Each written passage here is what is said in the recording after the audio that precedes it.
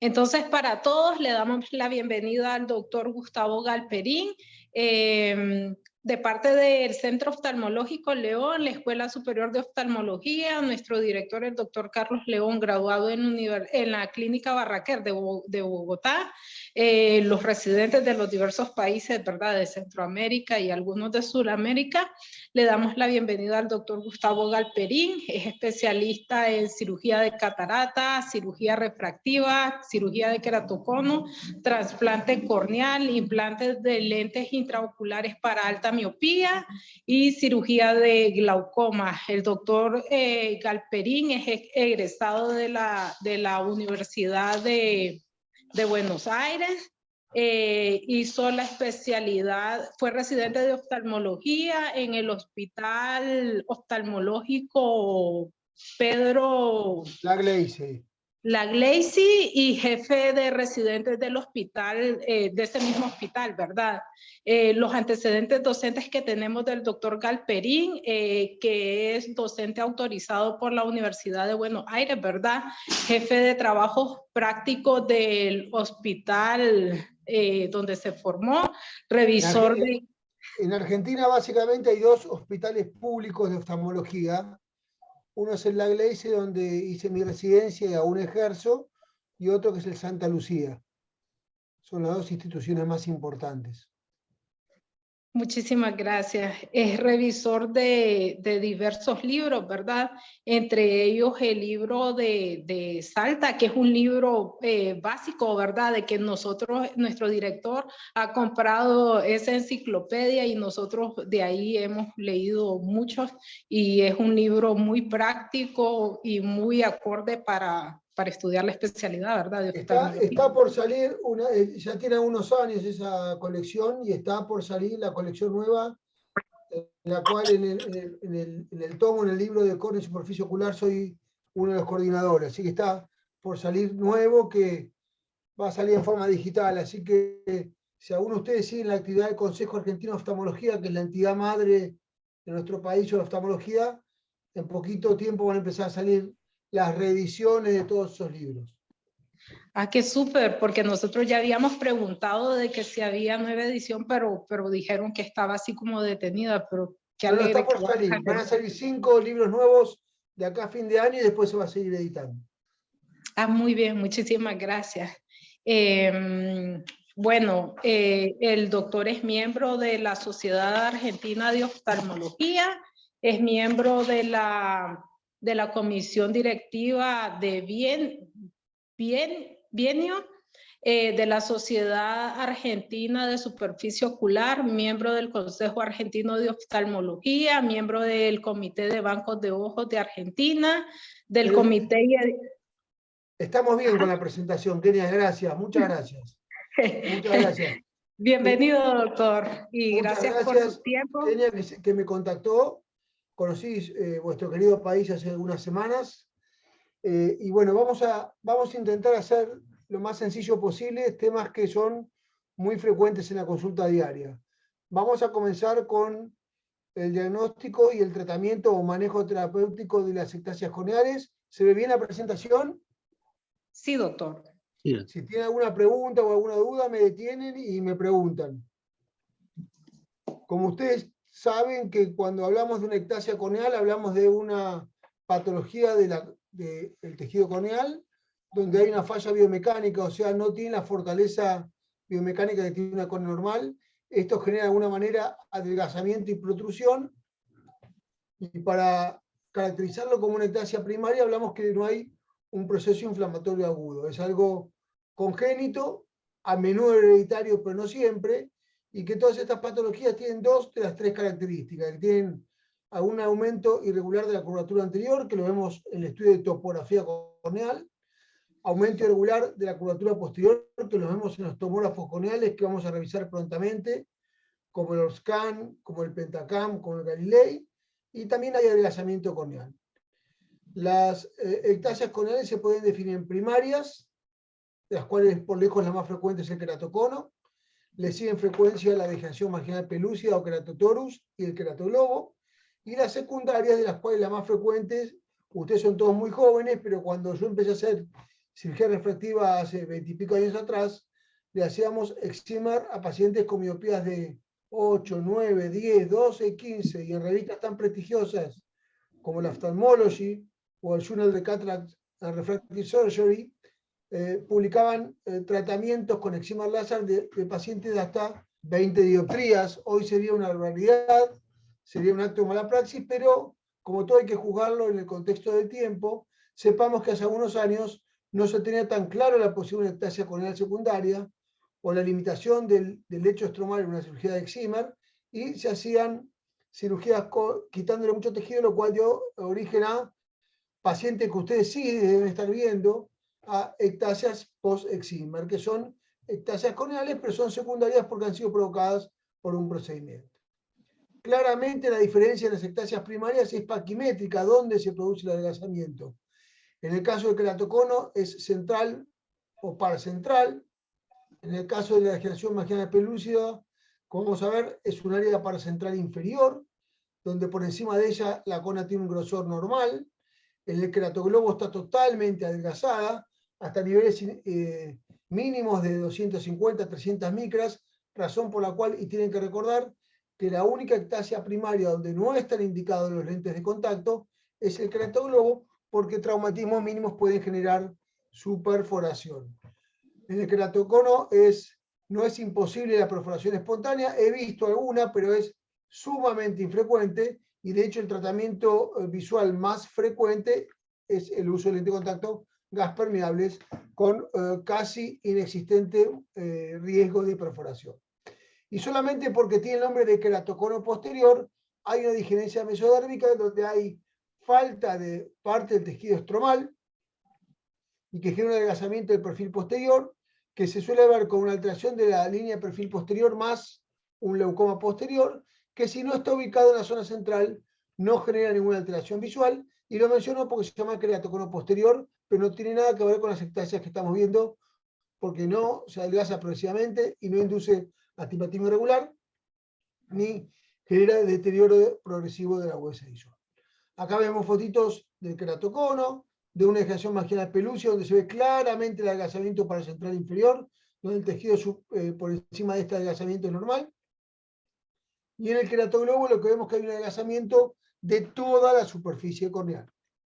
El queratocono, que es la degeneración, que es la ectasia primaria más frecuente, todos sabemos que la frecuencia es baja, 1 cada 2000 individuos, que dijimos que era congénita y no siempre hereditaria, pero es muy frecuente que dentro de la familia haya más de un individuo comprometido.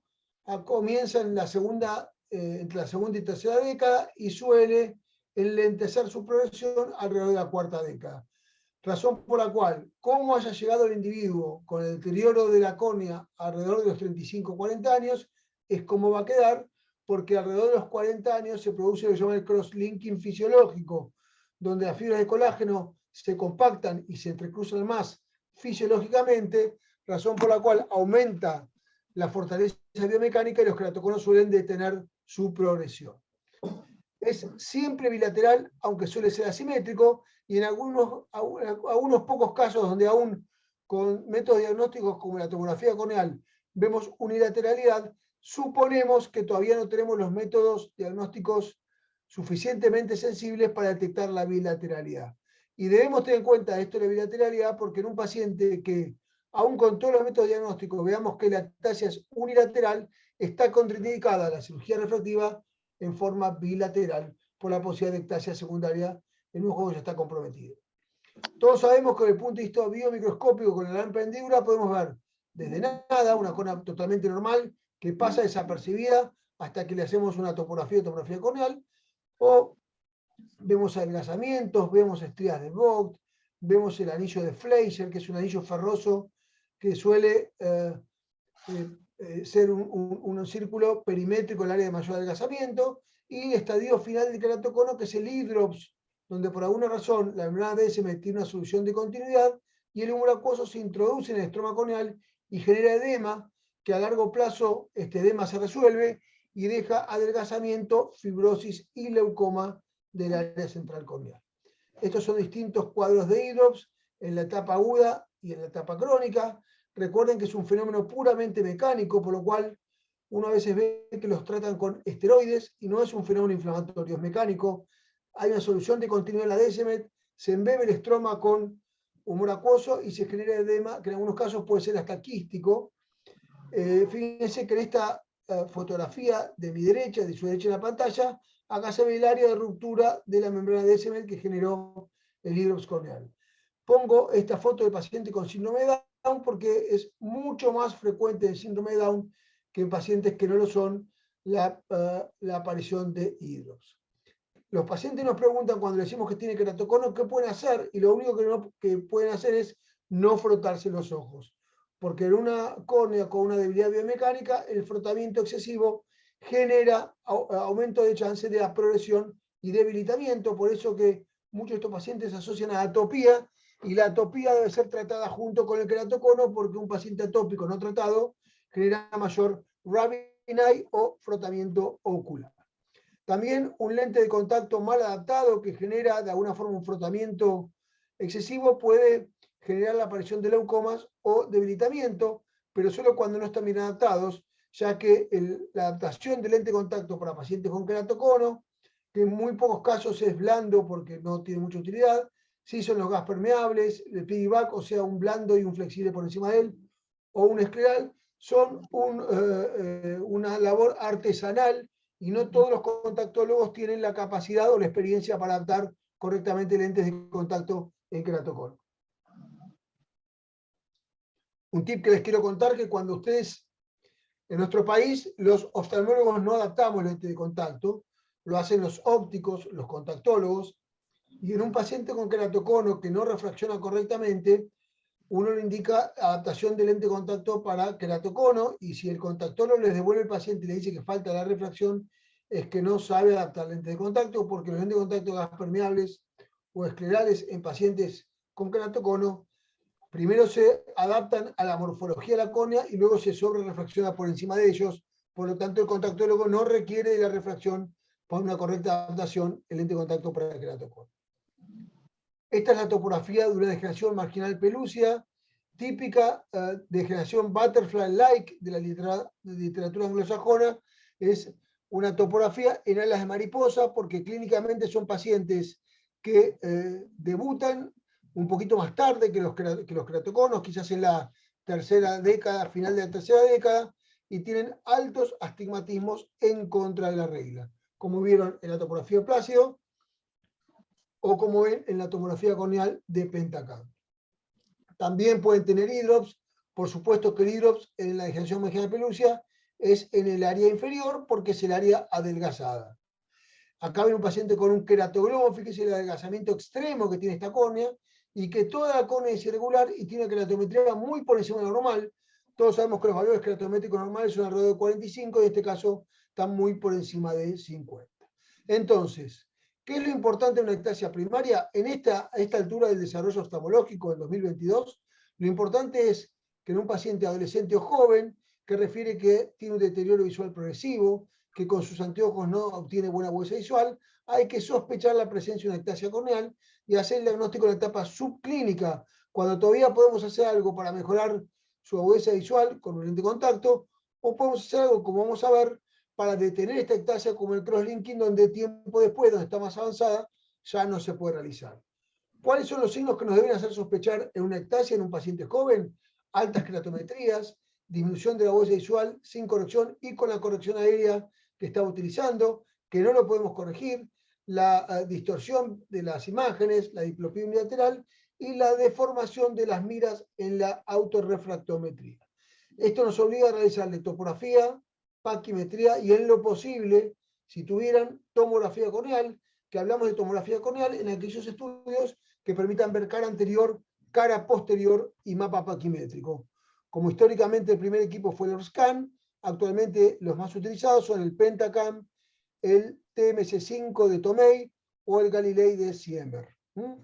Esto es lo clásico de una topografía de Plácido, pero actualmente no es suficiente porque pueden pasar unos casos desapercibidos, y necesitamos la tomografía de córnea para ver la cara anterior, la cara posterior y un mapa paquimétrico.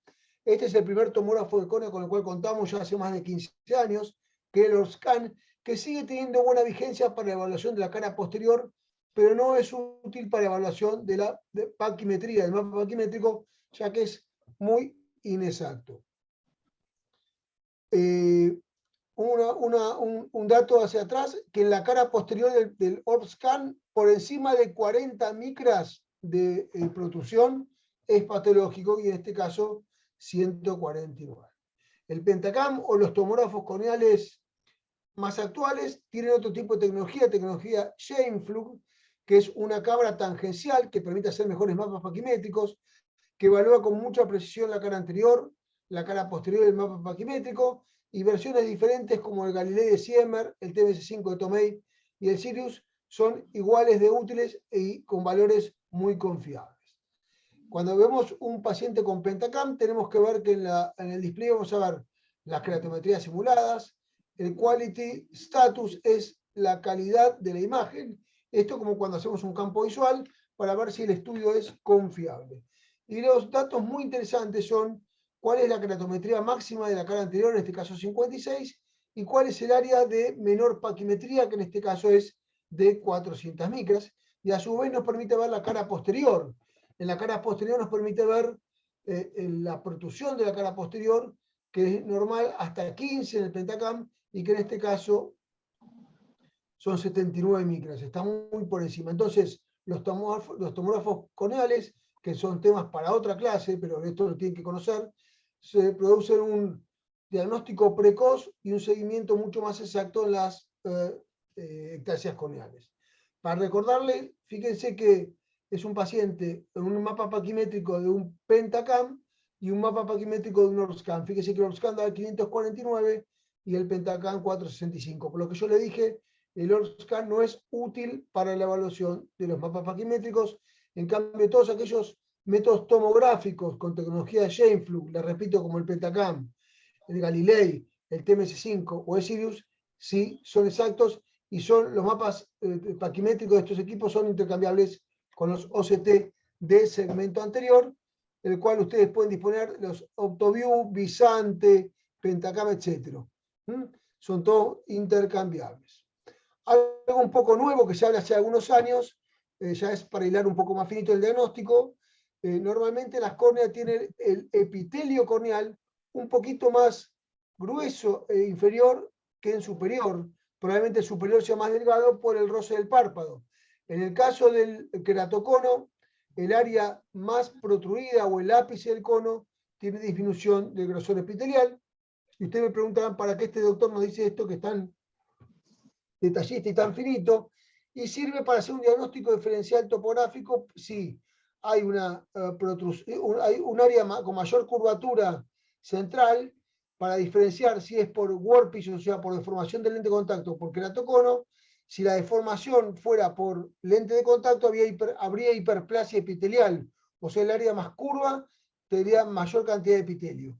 En cambio, si es por queratocono, hay una atrofia epitelial y el área más curva tiene menor cantidad de epitelio. Esto por si ustedes cuentan con algún OCT de segmento anterior que les permite hacer mapa epitelial y pueden obtener algún dato más. Con respecto a la ectasia secundaria frecuente de post-excimer que yo les conté, la verdad que se puede producir con cualquier método de tratamiento con excimer. Por supuesto que la SIC, que es más debilitante, es la mayor cantidad de casos de reportes de ectasias, es por la SIC, más del 95%, y una menor cantidad es excimer de superficie o el SMILE, que es una técnica que se hace con femtosegundo, que se empezó a realizar alrededor de 5 años, que teóricamente daba menos incidencia de ectasias, pero ya hay algunas descritas. Los factores de riesgo de ectasia post cirugía refractiva corneal es realizar un tratamiento en un paciente con sospecha o con queratocono clínico o subclínico, con keratometrías por encima de 46, con paquimetrías totales menores de 510, con dejar un lecho estromal menor de 300 micras, por utilizar zonas pequeñas, por tratamientos, etcétera, etcétera, etcétera. Pero sepan que pacientes con menores de 510 micras totales, con keratometrías mayores de 46 o con topografías sospechosas, no deben ser realizados tratamientos con excimer porque existe la posibilidad de una ectasia. El mecanismo de la ectasia secundaria probablemente sea o porque la córnea es inestable previamente, o porque ablacionamos demasiado tejido, o en el caso de algunas ectasias que no hay una causa conocida, aún está por descubrirse, ya que seguramente hay algunos factores que nosotros no conocemos y que son responsables. Ya hace algunos años, el doctor Bradley Randleman publicó un trabajo que sigue siendo referencia en todas las publicaciones de ectasias post-excimer, que definía que el riesgo cero para ectasia post-excimer es tener un lecho estromal por encima de las 300 micras, una topografía o tomografía totalmente normal y una paquimetría por encima de 510 en el punto más delgado. Con estos tres factores, la chance de tener una ectasia post-excimer es mínima. Fíjese este caso con una ectasia post-excimer y que el lecho estromal era de 176 micras, muy por debajo de las 300 micras que son considerados seguros. Por lo tanto, para cerrar el temita de las ectasias secundarias post-excimer, ¿qué podemos hacer para prevenir? Respetar el lecho residual, respetar los pacientes con menos de 510 micras, no realizar excimer en topografías sospechosas, sospechar de ectasias corneales en aquellos pacientes que con la mejor corrección no llegan a 20-20, un 20-30 sin causa aparente, hay que investigarlo porque en un paciente joven no debería ser, y descartar enfermedades del colágeno o no operar en pacientes con alguna antecedente familiar de queratocono. Una vez que hemos hecho el diagnóstico y tenemos la ectasia frente a nosotros, tenemos que evaluar cómo la vamos a tratar. Y básicamente hay dos ejes estratégicos en el manejo de las ectasias. Uno, tratar de detenerla o estabilizarla. Y el segundo es ofrecerle al paciente la mejor chance de tener la mejor agudeza visual posible. Entonces, para detenerla, primero, recordarle que no tiene que frotar los ojos. Y segundo, discúlpeme, un segundito, Un segundo, ya estoy con ustedes.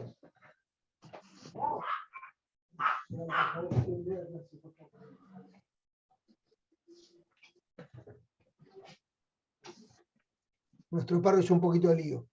Bueno, continuamos. ¿Se oye bien lo que estoy diciendo, no? Sí, doctor. Bueno, si tiene alguna duda, hasta acá me la pregunta, si no, seguimos avanzando. ¿No hay dudas? Ninguna, doctor. Bueno, continuamos. Entonces, en un paciente que concurra a consulta y que ustedes le diagnostican una ectasia corneal, hay básicamente dos ejes en el manejo terapéutico. Uno, decirle que no se frote los ojos y evaluar si es pasible de realizarle un crosslinking corneal, que es el único método terapéutico probado que es capaz de lentecer o detener la ectasia corneal. Y la segunda es cómo hacemos para que el paciente vea mejor, porque ese paciente tiene una ectasia. En los casos muy precoces y de diagnóstico casual, quizás con anteojos o lente de contacto blando tenga buena visión, pero si no, seguramente va a ser lente de contacto flexible, el piggyback, donde uno blando sobre uno flexible sobre uno blando. En casos de mayor gravedad, lente de contacto esclerales, segmentos intracorneales. En algunos casos muy precisos que les voy a contar, podemos utilizar lentes fáquicos. Y cuando todo esto no sea posible, por supuesto, realizar lo que hasta hace no muchos años, unas 1 o 2 décadas, el único tratamiento para los queratoconos o las ectasias secundarias era el trasplante de córnea, pero hoy tenemos diversas herramientas. Entonces, tenemos muchas herramientas para estos pacientes: el control periódico, la corrección aérea, el lente de contacto, crosslinking, segmentos intracorneales, lentes fáquicos y queratoplastas lamelares o penetrantes, y los lentes esclerales que en nuestro medio se utilizan en muchos pacientes, sobre todo en aquellos pacientes con ectasias bastante avanzadas, para pacientes que tienen adelgazamientos severos y que no podemos realizar ni crosslinking ni implantar segmentos intracorneales, han solucionado desde el punto de vista visual a muchos pacientes. Y de hecho este trabajo de los países nórdicos, donde empezaron a utilizar en el paciente que estaba en lista de espera para trasplante de córnea, e intentaron adaptarle lentes esclerales. Fíjense que la mitad de los pacientes que estaban en lista de espera, que no tenían leucomas centrales, fueron correctamente adaptados con lentes esclerales con una agudeza visual bastante aceptable. Entonces, en los casos que hay progresión, intolerancia a la corrección o sean avanzados, tenemos algunas herramientas y tenemos que definir qué es progresión. Ya hace tiempo que se definió como progresión aquellos pacientes que con menos de 17 años tienen queratometrías mayores a 55 dioptrías Estos son pacientes con alto riesgo de ir a una queratoplastia.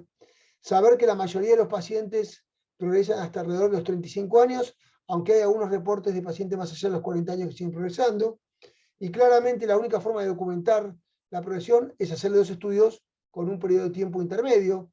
Fíjese que este paciente lo evaluamos en septiembre de 2018 y en julio de 2019, y se había adelgazado la córnea y había aumentado la queratometría. Pasó de 59,63 a 63,65 y pasó de una paquimetría mínima de 4,64 a 4,19.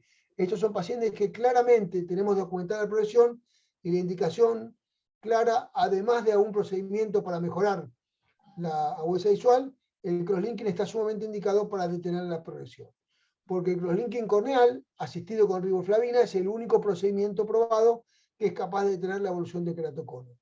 Secundariamente, a veces aplana la córnea, pero no lo encontramos en todos los pacientes.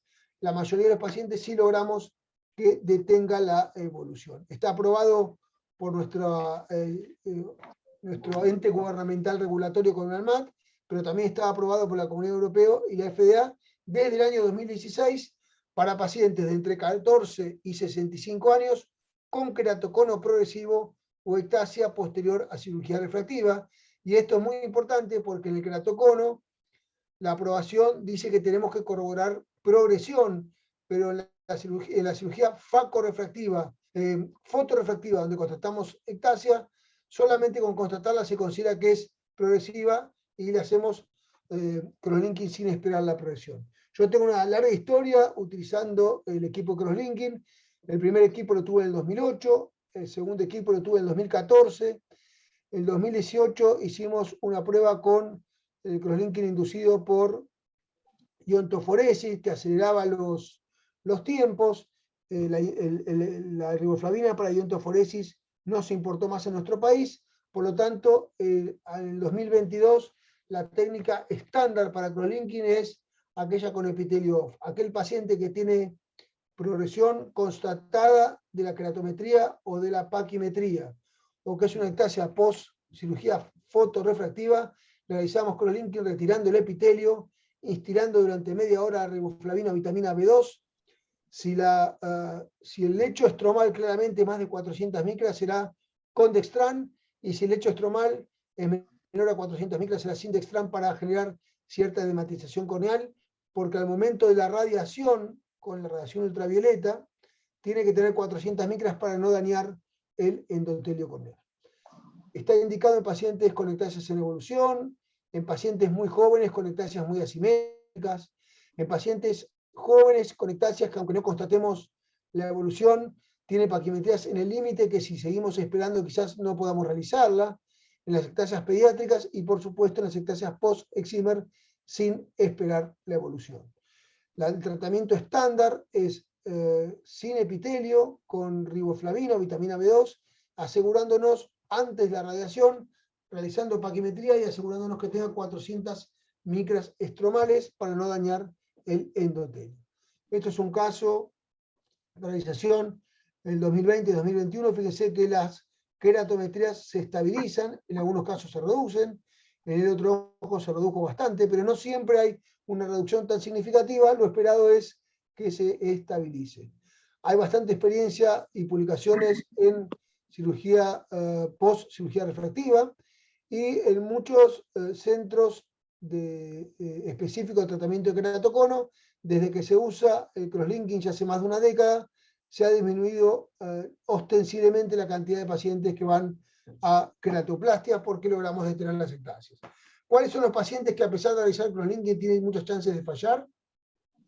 Cuanto más joven, más chances de fallar el crosslinking, y 1 de cada 4 niños puede progresar a pesar de realizar el crosslinking, y 1 de cada 4 puede ser necesario el retratamiento. Aquellos pacientes que se siguen frotando los ojos a pesar de haber realizado crosslinking, los pacientes atópicos por ningún motivo, los pacientes con síndrome de Down que tienen una evolución muy acelerada. Luego del embarazo hay que hacer un control muy exhaustivo porque el influjo hormonal puede generar la progresión del queratocono. Por eso que en pacientes jóvenes de sexo femenino con queratocono, yo trato de realizar el crosslinking a todas para prevenir que durante el embarazo les pueda progresar. Y también estadísticamente aquellos pacientes que realizamos crosslinking con más de 58 dioptrías de keratometría tienen más chance de falla. En los pacientes con síndrome de Down le hacemos siempre crosslinking y el único objetivo en este caso es evitar el hidros, porque son pacientes a los cuales no le vamos a poder realizar nunca una keratoplastia. Entonces, pacientes con síndrome de Down, donde necesitamos keratocono, le hacemos siempre que se pueda crosslinking para evitar el hidros y una discapacidad aún mayor. La complicación más frecuente es el retraso en la epitelización, pero excepto que haya alguna infección, es muy rara la complicación después de crosslinking. Recuerden que se hace sin epitelio, asistido a mapas bioquimétricos, que el lecho estromal tiene que ser mayor de 400 micras para prevenir daño de endotelio, y que la indicación es más agresiva en la población pediátrica y en aquellos que son ectasias post-exima. Si el paciente logramos estabilizar la ectasia o no hay constancia de progresión y no tolera el lente de contacto, la indicación son los segmentos intraconales. También tenemos larga experiencia en su implante, que lo que hacen es aplanar y regularizar la córnea. Lo podemos colocar en forma manual o con láser de femtosegundo. Acá en nuestro país tenemos algunos láser de femtosegundo, lo que incrementa el costo de la operación. Tendremos de zona óptica de 5, de 6, van ubicados en el tercio posterior corneal, y si están bien indicados en pacientes que no toleran el lente de contacto, podemos aplanar la córnea, regularizar, disminuir el equivalente esférico, y en muchos pacientes readaptar el lente de contacto que no adaptaba previamente. Según la topografía de la ectasia y el grado de metropía, será la indicación de 1 o 2 segmentos, el grosor y el largo de ellos mismos. Hay una infinidad de combinaciones que podemos realizar. Y es capaz de aplanar la córnea disminuyendo el equivalente esférico hasta 6 dioptrías, y si el equivalente esférico residual es mayor a 6 dioptrías, se podrá combinar con corrección aérea, con lente de contacto, ya que generalmente hay mejor adaptación porque hay más regularización de la córnea, o con lentes fáquicos si el residual de la metropía es muy importante. Algunas tendencias nuevas en segmentos intraconales, yo hago bastante investigación en este tema, es los segmentos asimétricos para implantar el área más ancha o más gruesa del segmento en el área de mayor ectasia. Esto, los resultados son bastante promisorios. Entonces recuerden que la indicación del segmento intraconal en las ectasias primarias y secundarias es solo en aquellos pacientes intolerantes a la corrección, que regularizan la superficie corneal, que reducen el equivalente esférico, pero que de ninguna manera es un procedimiento que tenga predictividad refractiva. Por lo tanto, uno lo que intenta es mejorar la situación que previamente al implante de segmentos. Cuando se combina la progresividad de la ectasia y la intolerancia a la corrección aérea y lente de contacto, por supuesto combinamos los segmentos y el crosslinking, y en mi experiencia personal los hacemos en el mismo acto.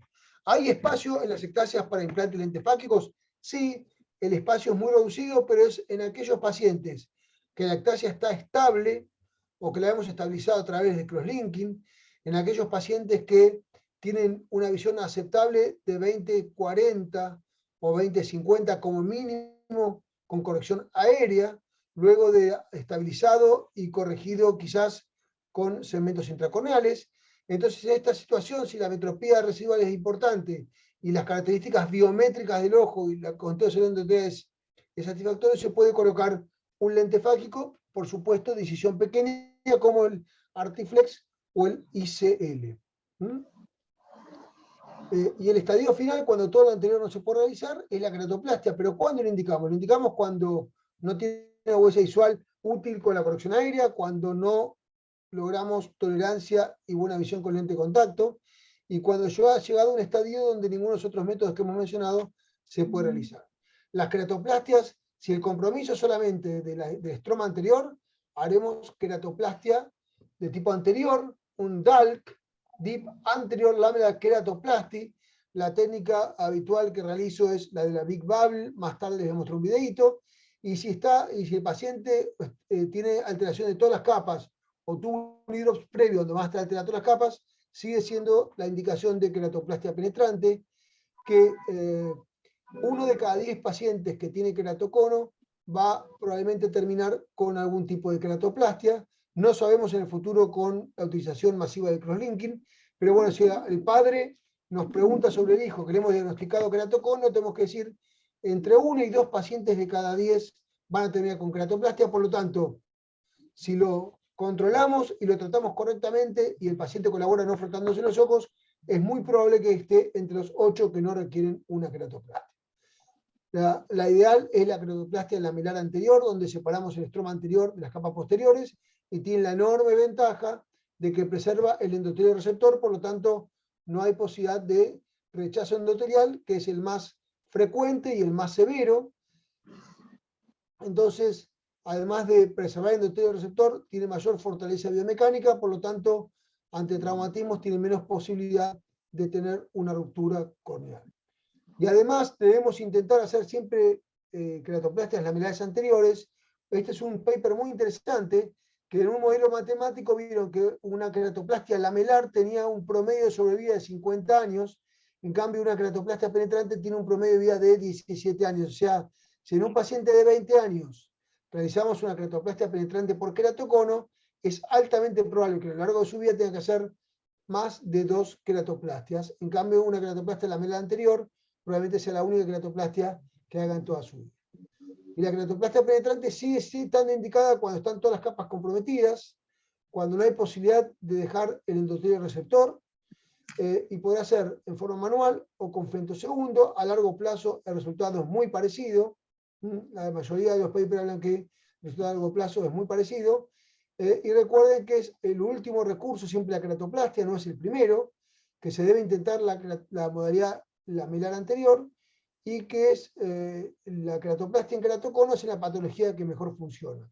Algo que nos pasa en la consulta es que a veces viene un paciente con queratocono que estaba compensado, que toleraba su lente de contacto, y que viene con catarata. ¿Y cómo calcular el lente? La verdad que va a depender, primero hay que explicarle que el cálculo de lente intraocular para no cirugía de catarata en un paciente con queratocono puede tener el riesgo importante de un error refractivo postoperatorio. Pero la medicina basada en evidencia nos dice que si tiene menos de 55 dioptrías, podemos usar las fórmulas de regresión y teóricas como la SRKT, pero si tiene más de 55 dioptrías, debemos usar fórmulas de cuarta generación, como la fórmula de Kane para queratocono, la Holley 2 o la Barrett Universal 2, siempre advirtiéndole la posibilidad de error en el poder del lente final. Yo tengo alguna experiencia, no mucho, pero en 4 o 5 pacientes, de utilizar la fórmula de Kane, que es una fórmula que se obtiene gratuitamente de internet, y que si cliqueamos la fórmula de queratocono nos permite hacer cálculos que en mi experiencia fueron bastante acertados. Para cerrar el tema, recordemos que en pacientes con ectasias primarias y secundarias, por un lado debemos tratar de evitar que se frote para que no progrese mecánicamente en un tejido que está débil mecánicamente, y si se puede realizar el crosslinking para aumentar la fortaleza biomecánica. Y con respecto a la agudeza visual, tenemos numerosas herramientas sin necesidad de llegar a queratoplastia, que es el último recurso. Entonces, en esta etapa de la oftalmología, en los pacientes con ectasia, tenemos numerosas posibilidades para mejorar la calidad y cantidad de la visión. Los invito a participar y seguirnos en el Instagram a la Sociedad Argentina de Superficie Ocular, que tenemos ateneos mensuales de temas bastante interesantes y que les pueden ser útiles en su etapa formativa. Muchas gracias por la atención. Un paisaje de la izquierda de las cataratas del Iguazú, que son las cataratas más lindas del mundo. Una calle de Buenos Aires con el clásico obelisco, y este señor que, si Dios quiere, nos va a dar la posibilidad de una alegría a todos los argentinos a fin de año. Ojalá que así sea. Así que, ¿alguna duda sobre este tema? Hola, doctor. Mucho gusto. Espero que haya No sé sido si por ahí claro. me escuchan.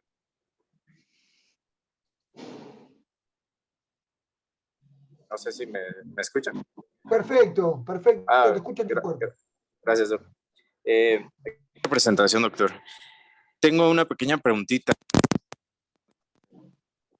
Me ha surgido la duda que nosotros tenemos que tener como, bueno, algo definido para nosotros.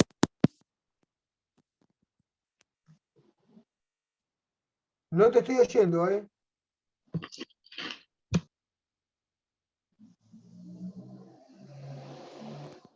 No te escucha, Gabriel. A Luis Andrés Rivera lo escuché muy bien. No sé quién es que está hablando. No sé si ya se me escucha mejor. Sí, doctor.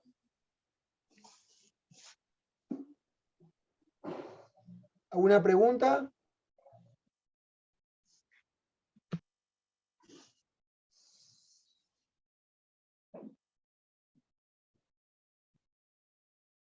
¿No hay preguntas entonces?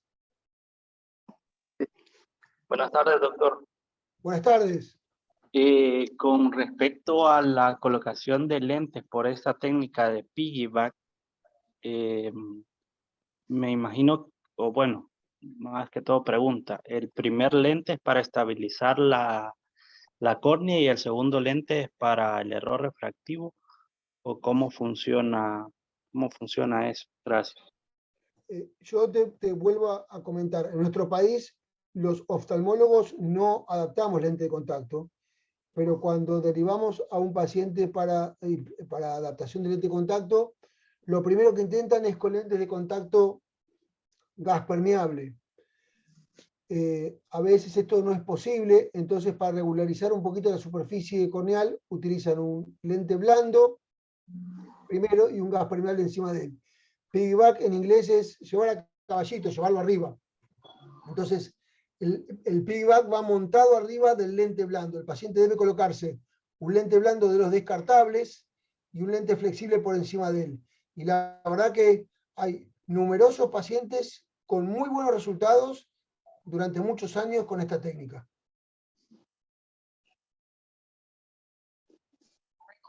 ¿Se entendió?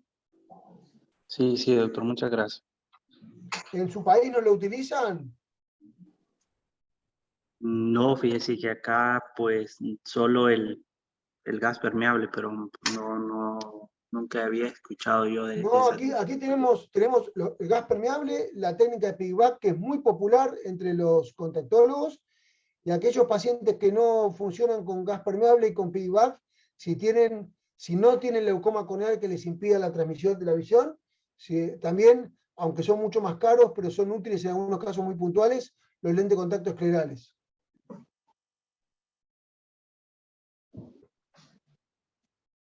¿Está?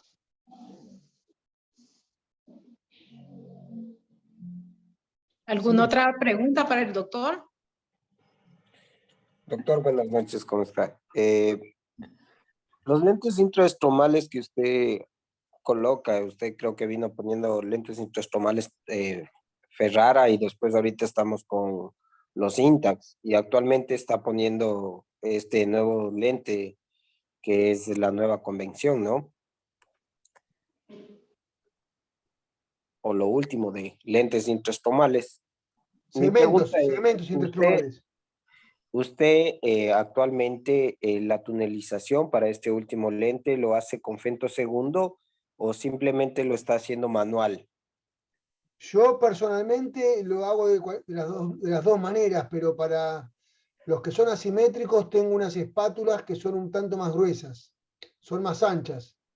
Ten en cuenta que los segmentos convencionales tienen un grosor de 800 micras, un ancho, y los segmentos asimétricos de 1200.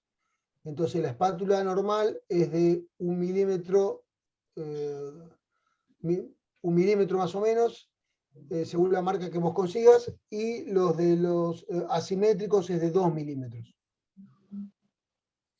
Al momento que yo introduzco la espátula en el orificio generado, ya sea manual, lo que hago con la espátula es llevar a ese número de micras, 1200 en la parte asimétrica, o... Exactamente. o lo Todo el túnel tiene el ancho de la parte asimétrica. Ah, ok. Sí, sí. Sí, porque lo que entra en el extremo distal es lo asimétrico. Porque recordad que en casi el 100% de los casos la ectasia es inferior. Ya, es decir, más en casos de generación marginal pelúcida. No, hay algunos queratoconos que son bien asimétricos.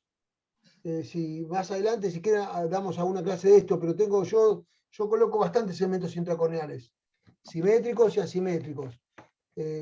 La mayoría los hago en forma manual por un tema económico, porque el femtosegundo le agrega mucho costo a la cirugía. Pero tengo experiencia hace muchos años.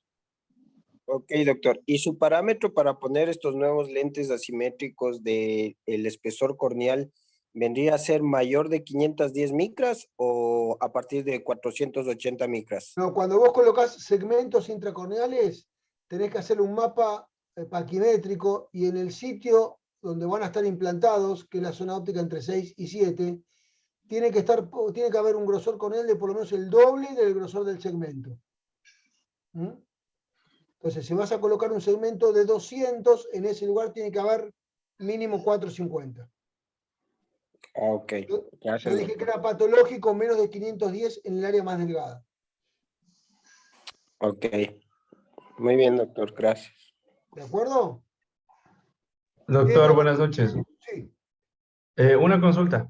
sí, la que quiera. ¿Se definiría como al Pentacam como el gol estándar para diagnosticar en etapas tempranas del queratocono? Actualmente realmente sí, no sé si el Pentacam, pero cualquier tomógrafo de córnea que utilice técnica de Scheimpflug. Los más populares en nuestro medio son el Pentacam, el Galilei y el TMS5 de Tomei. La verdad que los tres son buenos equipos, aunque la mayoría de las publicaciones son con Pentacam. Gracias. Hola, doctor. La pregunta es, ¿qué tiempo tenemos que esperar nosotros para poder decir que esa ectasia corneal ya está estable? Y si no es así, ¿cuál es el procedimiento a seguir en decidir si hacemos un cross-linking o en este caso unos anillos intraestromales? Los anillos no son para estabilizar la ectasia, son para regularizarla y mejorar la posibilidad de adaptación del lente de contacto o mejorar la huella visual. Pero cuanto más joven sea el paciente, más frecuentes son los controles. Yo te diría que en un paciente de 15 años le haría un Pentacam cada 3 o 4 meses, y en un paciente de 30 años le haría cada 6 meses a un año. Ya. ¿Está? Cuanto más joven, más corto el periodo de observación. Si separamos demasiado los periodos de observación, quizás hubo una evolución rápida y ya la córnea se adelgazó más de lo esperado, quizás no podamos utilizar el crosslinking porque no tenemos las 400 micras de estroma que yo te conté, que son para preservar el endotelio corneal. Gracias. Doctor, otra pregunta. En pacientes con síndrome de Down, que la mayoría son niños y que tienen estos problemas de ectasia corneal, ¿usted a partir de qué edad empieza a hacer el crosslinking en estos niños? A partir del momento que yo lo diagnostico directamente, no espero nada. ¿Y lo hace con EpiOp o Epion? O dependiendo eso, no me quedó muy claro cuándo La lo verdad hacía. que está súper probado que el único crosslinking que es eficiente es el EpiOff. Solamente se podía realizar el EpiOn en un paciente con síndrome de Down, con una córnea todavía transparente, con una paquimetría con epitelio, digamos, de 350 micras, y que no queremos dañar el endotelio. Entonces, aunque seguramente va a ser mucho menos efectivo que el EpiOff, esa sería una excepción para realizar un EpiOn. Ok, es decir, a todos los desepitilizo para poder llevar a cabo mi crosslinking. Al 100%, porque está probado desde hace muchos años que es la única técnica que llega a 300 micras de profundidad. El EpiOn no tiene ni por lejos la misma utilidad ni eficacia del EpiOn. Ya, y usamos de los mismos tiempos, ¿no? El tiempo para poner la riboflavina de cada minuto por 30 minutos y llevamos a cabo los 10 minutos de la luz ultravioleta. Discúlpame, por favor. Discúlpame un segundo, por favor. Hola. Hola. Estaba esperando una llamada de un paciente que operé hoy a la mañana, por eso no, todo bien, te escucho. Eso le comentaba, o sea, usted también, aparte de hacer esto, hacemos nuestro crosslinking y ponemos nuestra riboflavina usted, sus protocolos es cada 3 minutos una gota de riboflavina y luego los 10 por 30 minutos y luego los otros 10 minutos de luz ultravioleta. ¿O cómo Según, hace de sí, acuerdo según a el su equipo que protocolo? tengas, algunos equipos son de 30 minutos, otros de 10. Según la potencia que utilice, yo tengo el equipo de 10 minutos, que son 9 miliwatts por centímetro cuadrado. Pero si tenés, Theo Seiler cuando hizo el protocolo inicial, era de 3 miliwatts, eran 30 minutos. Si hace de 9, son 10 minutos. Gracias, doctor. Por favor. Doctor, una pregunta. ¿La vitamina transepitelial sí tiene la misma eficacia que o sea, sin hacer raspado, pues? No, desde ya que no. Transepitelial tiene mucha menor eficacia que sin epitelio. Epitelio off es el gold estándar.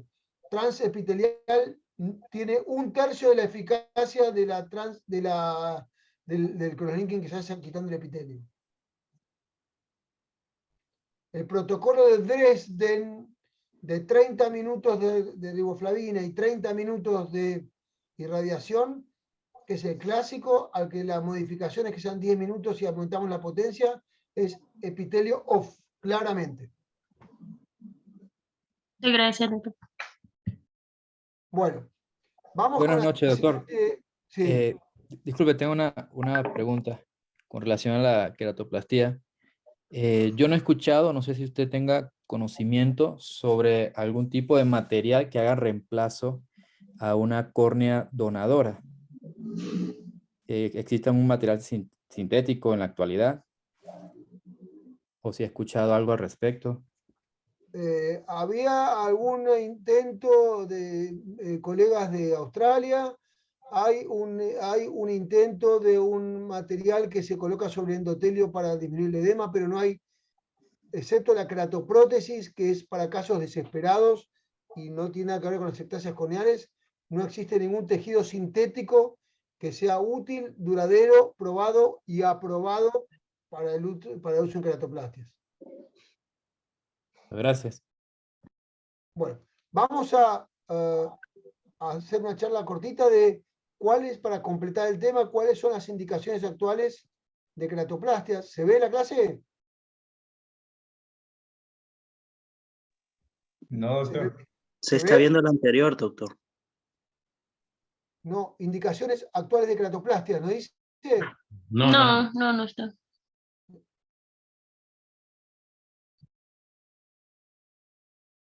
¿Por qué no?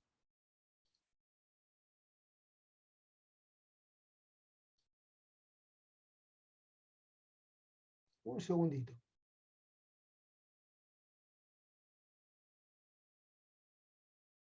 ¿Y dónde está?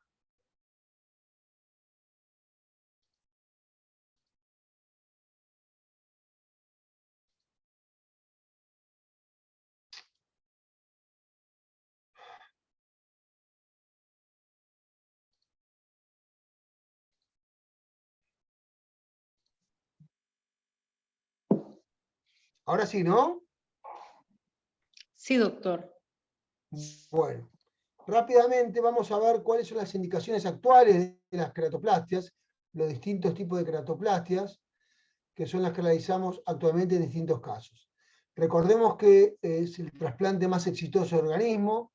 Durante muchos años la única técnica que teníamos era la queratoplastia penetrante, y esto fue cambiando a medida que se fue reconociendo que se podía hacer un distinto tipo de queratoplastia según el estrato corneal comprometido. Entonces, si bien inicialmente la queratoplastia era penetrante y reemplazábamos toda la córnea, actualmente podemos reemplazar toda la córnea en el caso penetrante, las capas anteriores en la queratoplastia lamelar anterior, o las capas posteriores en la queratoplastia endotelial, donde hay dos variedades.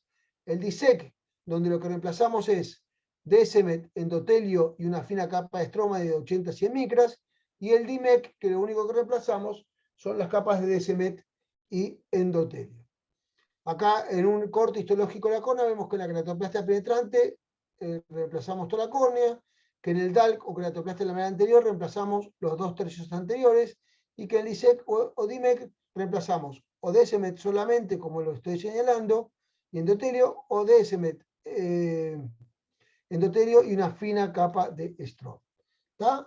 En el año 1906, Edward Silm hizo la primera queratoplastia penetrante documentada, y en el 2022, que en realidad la estadística es del año anterior, de la Eye Bank Association de Estados Unidos, del total de 79.000 trasplantes que se hicieron en Estados Unidos, la mitad fue penetrante y un poquito más de la mitad fue endotelial, razón para la cual ustedes que son jóvenes sepan que más de la mitad de los trasplantes de córnea en países del primer mundo son de la variedad endotelial. Y esto desde el año 2012 vino creciendo, que la mayoría era penetrante y ahora la mayoría es endotelial, razón por la cual quien se quiera dedicar a córnea tiene que tener conocimiento y estar entrenado para realizar queratoplastia endotelial.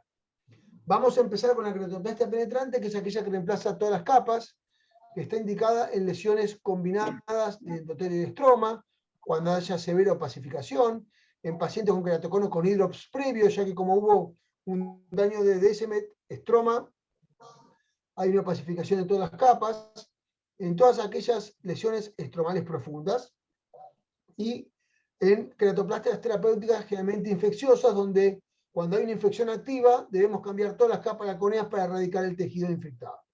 Está contraindicado cuando hay alteraciones moderadas o severas de la superficie ocular, ya que la epitelización de la córnea depende mucho de la calidad de la superficie ocular, y se considera que una queratoplastia penetrante tiene alto riesgo de rechazo cuando en el preoperatorio tiene más de 2 cuadrantes vascularizados o tuvo un rechazo endotelial previo.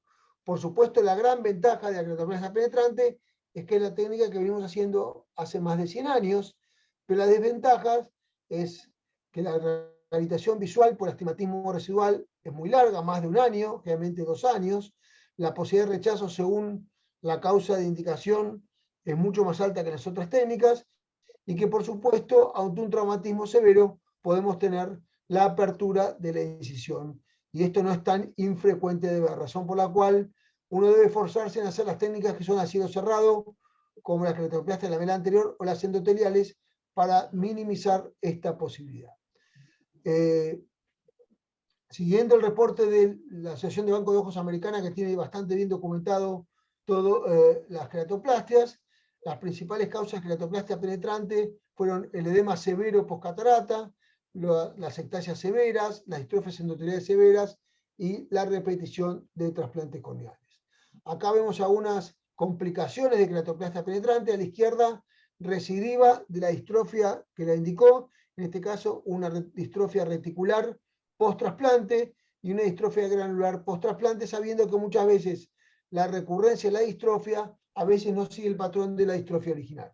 Y en este caso vemos una falla primaria de la queratoplastia penetrante, donde la córnea donante o ha venido con menor cantidad de células endoteliales que lo deseable, o el trauma de intraoperatorio generó que no pueda transparentarse por falla en las células endoteliales. Y abajo a la derecha es un rechazo endotelial claro, donde lo que vemos es edema y precipitados retroqueráticos en el área del botón, que son los clásicos signos sumados a la disminución visual y al ojo rojo de un rechazo endotelial. En el año 2002, Anwar describió por primera vez la queratoplastia lamelar anterior, asistida por aire, que es el gold estándar en todas aquellas situaciones donde la opacificación sea de los 2/3 anteriores, que habitualmente lo utilizamos en las ectasias corneales, pero muchas distrofias estromales que no comprometen endotelio, como el granular y reticular, son pasibles de queratoplastia lamelar anterior, como leucomas anteriores. Está contraindicado, por supuesto, cuando haya trastornos endoteliales porque preserva el endotelio receptor, y cuando haya también patología de la superficie ocular. Indicamos las queratoplastias cuando no se obtiene agudeza visual útil con el anteojo o el lente de contacto, hay intolerancia o no hay otra forma de resolverlo. Esto ya lo vimos, se aplica a las ectasias, que si el compromiso es solamente anterior, indicaremos queratoplastia lamelar anterior, y si el compromiso de todas las capas, indicaremos queratoplastia penetrante. La verdad que aún hoy en Estados Unidos y en todos los países la cantidad de queratoplastias lamelares anteriores es muy baja porque no son muchos los pacientes que se han pasible de esto. De hecho, fíjense que habíamos hablado de 35.000 queratoplastias endoteliales y 30.000 penetrantes, y hablamos de 1.300 lamelares anteriores. La técnica más habitual es la de la gran burbuja, que no siempre se logra formar. Cuando logramos formarla, lo que logramos es una entrecara muy limpia, sin signos, y que en general lo que hacemos es inyectar aire. Les voy a mostrar un video rápidamente. Inyectamos aire, se forma una burbuja, separamos la DSM del estroma, y la gran ventaja, por supuesto, es que preserva el endotelio receptor y que tiene una estabilidad biomecánica, pero las ventajas que no logramos con la queratoplastia de la medida anterior es el tema visual, porque si la entrecara no es transparente, la verdad es que las agudezas visuales, como vemos en esta foto inferior, son muy malas porque el estroma residual genera un haze o una opacificación. Y la recuperación visual es similar a la queratoplastia penetrante porque tiene la misma cantidad de suturas con una queratoplastia penetrante. Les voy a mostrar un caso en el cual un paciente mío hace ya 4 años, que se le había implantado segmentos intracorneales, que toleró el lente de contacto después del implante de segmento intracorneal durante algún tiempo, pero dejó de tolerarlas, por lo tanto indicamos una queratoplastia lamelar anterior. Acá van a ver claramente que inyecto aire en el estroma, van a ver como afortunadamente se forma la gran burbuja o Big Bubble, acá se ve claramente, y vamos a destechar el tejido. Primero sacamos la capa estromal más gruesa que está por encima. Es muy interesante porque vamos a retirar los segmentos que estaban en el estroma profundo. Esto no es tan frecuente de ver. Vamos a retirar el segundo segmento, que también estaba bien profundo. Fíjense qué profundo estaban colocados. Y finalmente vamos a destechar esta ampolla para desnudar la membrana de DSM. Van a ver que utilizamos un cuchillete previo viscoelástico para no perforar la burbuja. Y claramente va a salir el aire que estaba atrapado en la burbuja entre la DSM y el estroma. Vamos a destecharlo lentamente.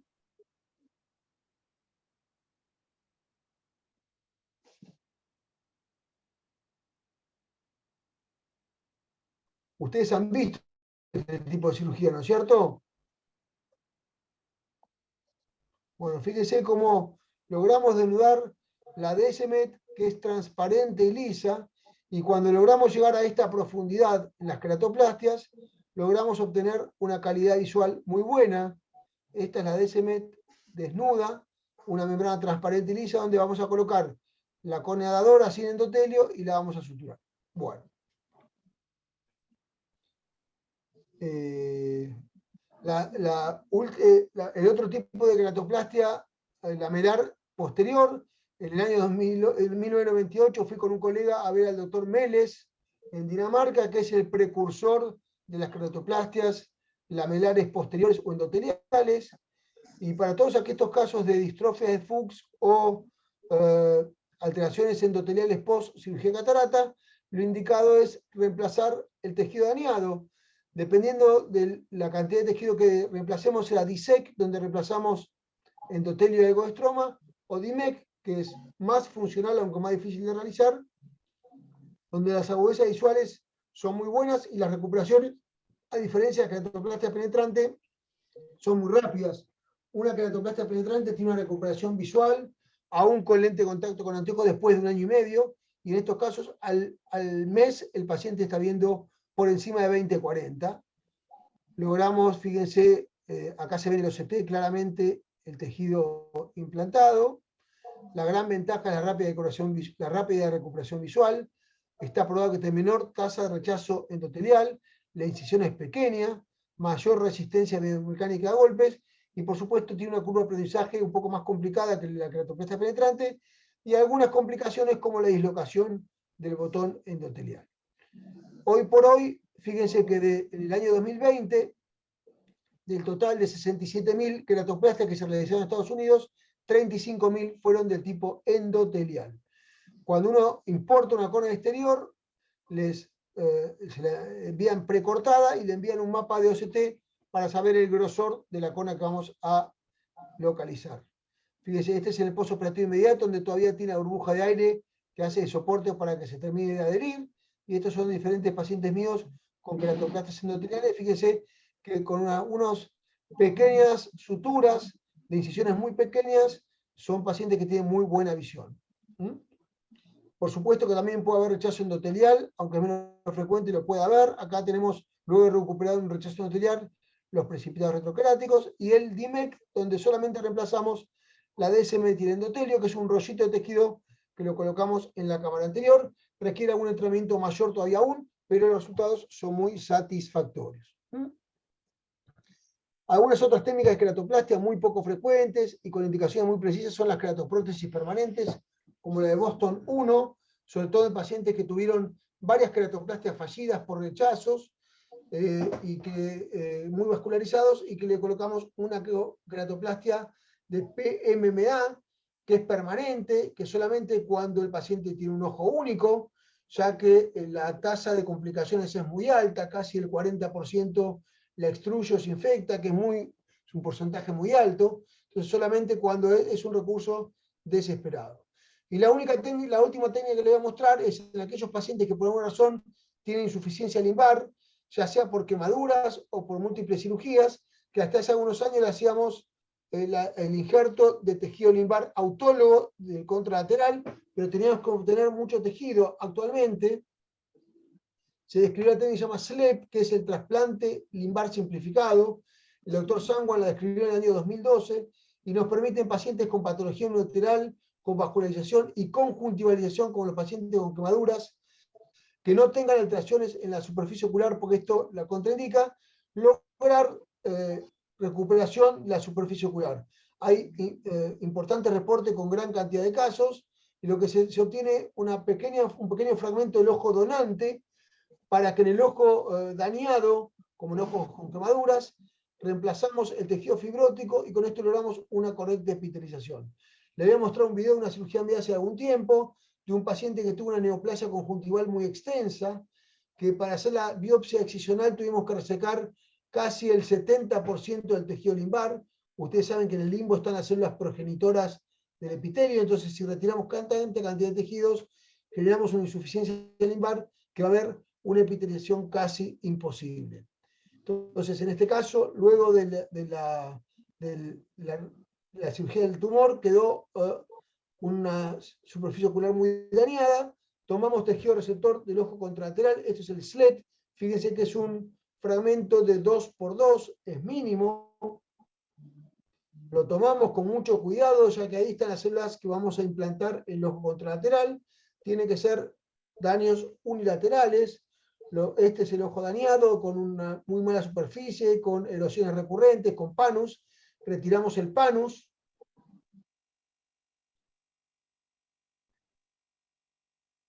Utilizamos adhesivo tisular como el Veriplas, donde vamos a colocar como estrato para adherencia del tejido donante, membrana amniótica, que en nuestro medio tenemos membrana amniótica del tipo liofilizado, que es mucho más sencilla de manejar. Van a ver que vamos a fragmentar el tejido donante en 8 o 10 fragmentos, lo vamos a sembrar en forma circular, vamos a colocar adhesivo tisular para lograr que esto se adhiera y vamos a poner un lente de contacto por encima de él. Luego de un tiempo prudencial, fíjense, los resultados son muy buenos. Este es el ojo donante, este es el ojo receptor y estos son los resultados. Paciente que en estas condiciones no hubiéramos podido realizar una queratoplastia porque no hubiera epitelizado jamás, porque tiene insuficiencia limbar muy severa. En este caso, si la huesa visual posterior no es satisfactoria, se puede hacer una queratoplastia con muy buen pronóstico porque mejoramos la superficie ocular. Este es otro caso. Entonces, ¿cuáles son las tendencias actuales en queratoplastia? Según la disponibilidad de tejido, según la capacitación de cirujanos y según si tenemos banco de ojos que preparen el tejido para endotelial, la técnica actual claramente son las variedades endoteliales. Más del 50% son trasplantes endoteliales, el resto son penetrantes o lamilares anteriores. Les recuerdo que cualquiera de las queratoplastias puede generar rechazo luego de la vacuna del COVID. Hay reportes con vacunas AR mensajero, inactivadas, así que cualquiera de estos pacientes puede producirle. Y como conclusión, recuerden que las principales indicaciones siguen siendo las alteraciones de sematosis en la córnea, como distrofia de Fuchs y post-pseudofáquica, las ectasias, los retrasplantes y las posibilidades traumáticas o post-infecciosas. La queratoplastia endotelial es la que más creció y la que más frecuentemente se realiza. La penetrante sigue teniendo sus indicaciones en caso de pacientes con opacidad de todo el espesor corneal, y que estas variedades tienen pocas indicaciones. Y que probablemente los pacientes con queratocono en el futuro tengan menos indicación de queratoplastia, a partir de que estamos realizando crosslinking como método para detener la deformación. Entonces, la conclusión, y que deben recordar, que cada paciente, según la patología que tenga y según el estrato corneal comprometido, requerirá un tipo de trasplante diferente. Ha sido un placer estar con ustedes. Espero que les hayan sido útil estas charlas y escucho alguna pregunta. Gracias, doctor, por su gran exposición. Una pregunta. En aquellos pacientes que ya no podemos lograr hacer una epitelización luego de la resección quirúrgica de un tumor de la superficie corneal y no se logra la epitelización, y usted nos dice que ya es imposible lograr esa epitelización luego de la resección de esto, ¿qué hacer en este tipo de pacientes? Cuando no tenemos la oportunidad de llevar a ese paciente a hacerle un SLEP o hacer algún tipo de trasplante corneal, ¿cómo le podría ayudar? Una podría dejar que el ojo parchado por unos 8 días, 48 horas. ¿Cómo podría yo ayudar a que se formen células limbales, aunque sea de una área específica? ¿Qué se podría hacer en eso, o poner lentes de contacto para lograr epitelización? ¿O qué aconseja? ¿O ser autólogo, insulina? No sé, ¿cuál sería una opción en este caso de pacientes? Si no tiene células limbares y está conjuntivalizado, no hay forma que se epitelice. Entonces ahí diríamos en dos grupos de pacientes. En aquel paciente que tiene alguna chance en el futuro de hacerse un SLET, en ese caso utilizaría membrana amniótica, sabiendo que es un procedimiento transitorio que se va a resolver entre 6 meses y un año. Y si el paciente no tiene potencialidad visual, le hago directamente un recubrimiento conjuntival, cubre la superficie y evito la posibilidad de que a mediano y largo plazo va a terminar con una queratitis infecciosa, como es la regla en los pacientes que tienen erosiones recurrentes.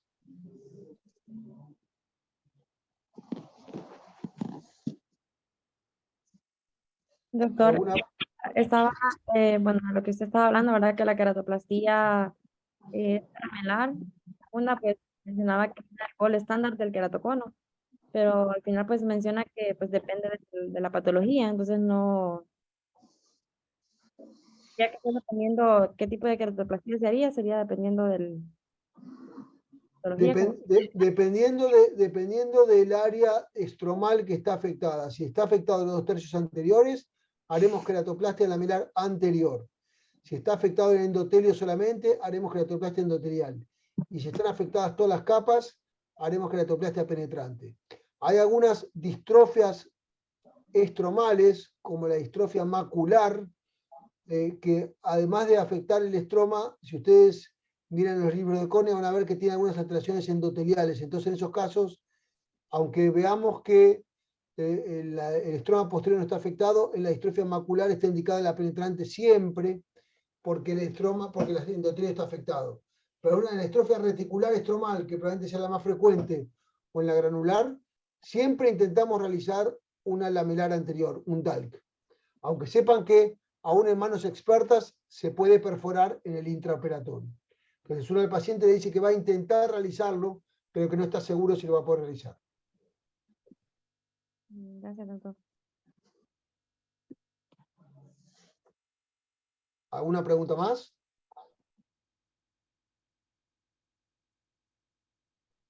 Bueno, ha sido un placer hablar con ustedes. Espero que les haya sido útil todo lo que les he querido transmitir y quedo a su disposición para más adelante o cualquier consulta. Ahí tiene mi mail, galperingustavo@gmail.com. Así que cualquier pregunta estoy disponible. ¿Está? Doctor Galperín, de parte de la Escuela Superior de Oftalmología, ¿verdad? De nuestro director, el doctor Carlos León, y de todos los residentes, le damos muchas gracias por su tiempo y dedicación en tan excelente charla, ¿verdad? Y creo de que de mucha forma ha impactado en cada uno de los residentes que vamos a ir a diferentes países, ¿verdad? A ejercer la profesión. Muchas gracias por todo su aporte. Ojalá que tengan un buen futuro y un buen presente todos ustedes. Gracias. Gracias para todos y buenas Muchas noches. gracias, doctor. Adiós. Adiós. Hasta luego. Muchas gracias.